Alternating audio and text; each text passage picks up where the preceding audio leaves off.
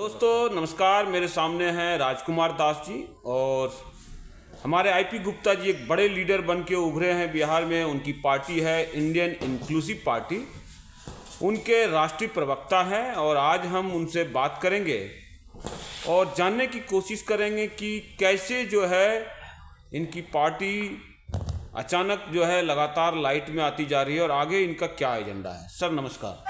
नमस्कार। क्या लग रहा है कि जो बीते चुनाव में आपने 3 सीट पे ही लड़ा लेकिन तीनों सीट पे बहुत वोट आया और एक सीट आप जीते, लेकिन धमाका जो है लग रहा है कि 10 सीटों का हो रहा है विधानसभा में। सबसे पहले मैं आप पत्रकार को बहुत बहुत शुक्रिया और आभार करता हूं जी। जिस तरह से आपने हमें, क्योंकि आज हमारा प्रेस क्लब ऑफ इंडिया में चुनाव था जी। तो आप पता नहीं कैसे हमको ढूंढ के निकाले जी। तो मैं आपका शुक्रिया और आभार करता हूं। साथ ही साथ अभी जो आपने सवाल किया कि 3 सीटें मिली, 3 सीटें नहीं मिली। हम लोग को, मैं समझता हूं कि हमारे लिए वो 3 सीट 30 सीटों के बराबर थी, क्योंकि हमने सिर्फ 6 महीने में पूरे भारत में पहली बार एक बहुत ही ज़बरदस्त आगाज़ किया और पटना के गांधी मैदान को छोटा किया और अपनी पार्टी का निर्माण किया, इंडियन इंक्लूसिव पार्टी का। और आप देखे होंगे कि 20 साल से सहरसा के विधायक, बीजेपी के विधायक थे, उनको हम लोगों ने, हमारे राष्ट्रीय अध्यक्ष जी वहाँ से चुनाव लड़ रहे थे, हम लोगों ने विचार किया कि अपने राष्ट्रीय अध्यक्ष जी को सहरसा से ही जिताना है। और थोड़ी सी और बात बता रहा हूँ। अब वहाँ पे जब हमारे राष्ट्रीय अध्यक्ष जी खड़े हुए थे तो उन्होंने बिहार प्रदेश अध्यक्ष संजय जायसवाल जी, वो कह रहे थे बीजेपी के जी कि मैं जो है सो यहाँ से वो 5 जिला छोड़कर आईपी गुप्ता जी आए हैं तो इनको आप लोग जिताइए नहीं। उनको डर था कि इनका जो धमाका है ज़बरदस्त होने वाला है। लेकिन मैंने इस बीच में, चुनाव के बीच में बोला था कि आदरणीय संजय जायसवाल जी, हमारे तो 5 समाज के नेता हैं, हमारे बेटा हैं, लेकिन हमारे प्रधानमंत्री तो गुजरात से वडनगर से आते हैं, वो इलाहाबाद में कैसे चुनाव लड़ने जाते। तो ये जनता ने सोचा कि ये लोग सिर्फ भरमाने का काम कर रहे थे। खैर अब तो चुनाव चला गया, उस पर बात नहीं करना है।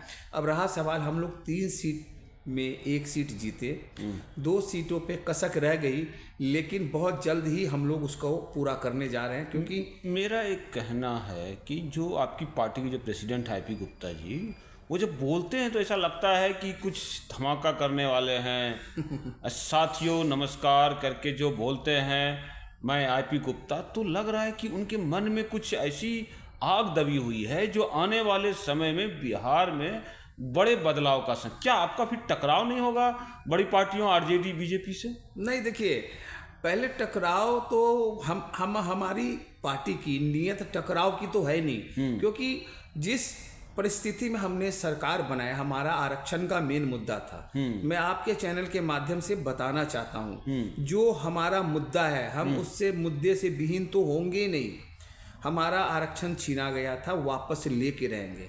अब हमारे राष्ट्रीय अध्यक्ष जी, मैं बार बार कहता हूँ, वो बहुत दूरदर्शी और पारदर्शी नेता है। नहीं, मैं यहाँ पे एक रोकना चाहूँगा। आप तो कहते हैं आरक्षण का मुद्दा, लेकिन मैं जब आईपी गुप्ता जी को सुनता हूँ तो वो जैसी मुद्दे उठाते हैं सहरसा का, और मैं सहरसा गया हूँ, कोई विकास नहीं हुआ है। नीतीश कुमार जी जो ढोल पीटे, बीजेपी ने जो ढोल पीटा, वो उसको एक्सपोज कर देते हैं कि यहाँ ये नहीं हुआ है, सहरसा में यहाँ वो नहीं हुआ है, या बिहार में हत्याकांड हो रहा है, लोगों को कुछ नहीं हो रहा है, झूठ मूठ एनकाउंटर की बात हो रही है, लगातार क्राइम हो रहा है। तो ऐसे ज्वलंत मुद्दे उठाने वाला व्यक्ति जरूर जो है कुछ बड़ा सोच रखता है पीछे। नहीं, देखिए, ये तो बिहार ही नहीं, पूरे भारत के लिए बड़े गर्व की बात है कि आईपी गुप्ता ऐसे नेता, दलित नेता, पूरे भारत को एक नया, मैं बता रहा हूँ, काशीराम जी के बाद एक दलित नेता बिहार देने जा रहा है।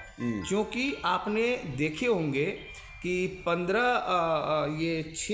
6 दिनों में जो विधानसभा में उन्होंने हुंकार भरी थी, और अभी तुरंत जा करके सहरसा में, क्योंकि सहरसा में 20 साल का विधायक जी, सहरसा इतना पुराना शहर, लेकिन विकास बिल्कुल जीरो, कुछ भी। हम लोग जो चुनाव गए थे वहां देखे, हम कहे यार ये तो बिल्कुल गांव की तरह है। अभी जो हमारे वर्तमान में जो हमारे